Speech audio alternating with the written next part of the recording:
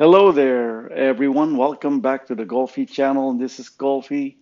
Today I'll be doing a reaction video with the France Rhythm Family Band. Okay? And they'll be performing or singing the song Kawangis by Asin. So, for the new viewers out there to my channel, if you're a big fan of the France Rhythm Band, I'd appreciate if you just click the red subscribe button, the bell notification all, and the blue like thumbs up button up there. Sa mga kababayan ko dyan, mga OFW sa kung ano-anong mga bansa around the world, at kung kayo ay big fan ng France Rhythm Band, nasa tama kayong istasyon. Ito ang reaction video ni Golfy.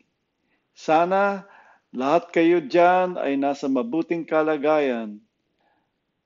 Nandito na naman tayo sa another reaction video with the France Rhythm Family Band at sana magustuhan nyo to. Eto na at itutuloy ko na itong video na to. Sana magustuhan nyo.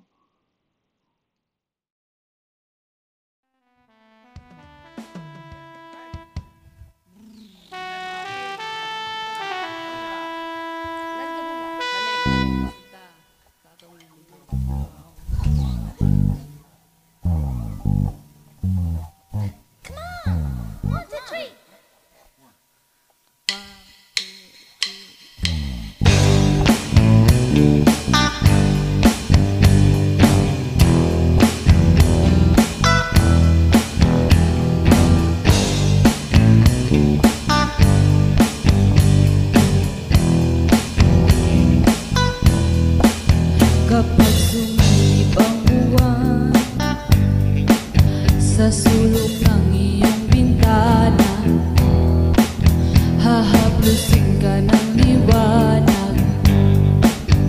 Sa gabing tulog ang ingay,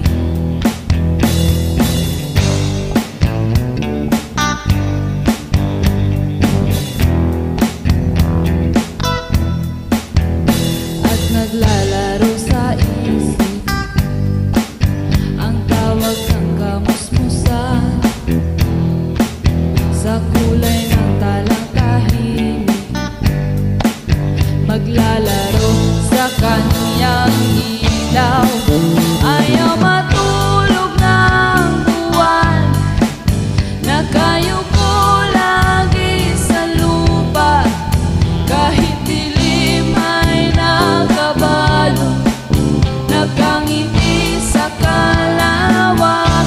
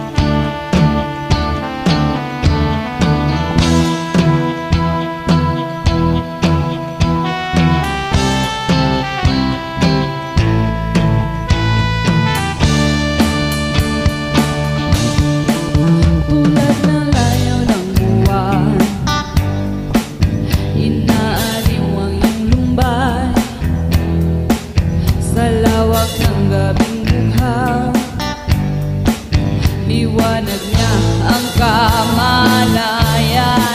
Ayaw matulog ng buwan, nakayupo lagi sa lupa.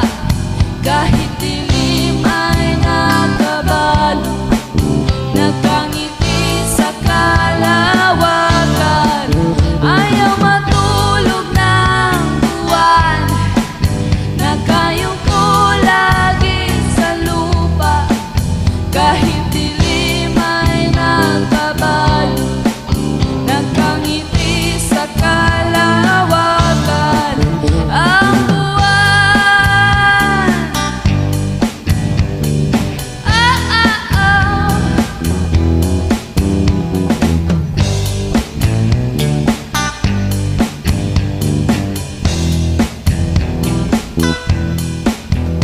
Kamalayan,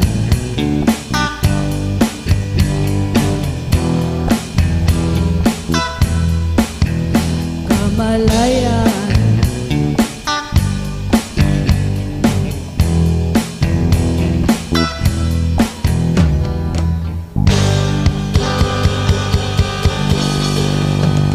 Kawangis.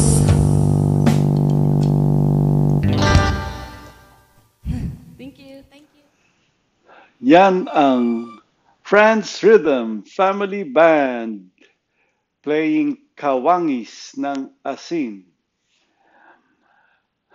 Ewan ko kung napapansin niyo, pero ako tuwing nanonood ako nitong Friends Rhythm Band, lalo na pag kasama nila si Dads, wala akong wala akong magawa kundi napapansin ko si Dads eh. Natutuwa ako dito sa bata na to eh. Okay, kasi ngayon dito sa video na to, si Char ang nasa drums. Normally si anong nasa drums, si Dads. Pero dito mukhang nasa harap siya ng keyboard. At pinagmamasdan ko na maigi, no? Merong parte dito sa kanta na to na tumirada siya ng konti sa sa keyboard. At nakakatuwa tong bata na to. Medyo restless siya kaya kung ano ginagawa, tumatayo, ginagalaw upuan. Siya ang napapansin ko. Pagkatapos sumisilip siya dito sa tatay niya, inaano pa nga niya, kinakanti pa niya ng kamay niya. Natatawa lang ako eh. But anyway, ang lead vocalist pala dito, si Chen. Yung nasa lead guitar, bali backup lang si Char. Pero ang gusto ko lang talaga sa pagkanta nila eh. Talagang walang nangingibabaw. I mean, si Char ang backup. Kaya talagang nangingibabaw si Char. So maganda yung pagka-blend ng boses nila at kasama si Franz. Anyway, yan lang obserbasyon ko, yan ang reaction ko. Ito na naman, isang masayang tugtugin na naman ang ginawa ng Franz Rhythm Family Band.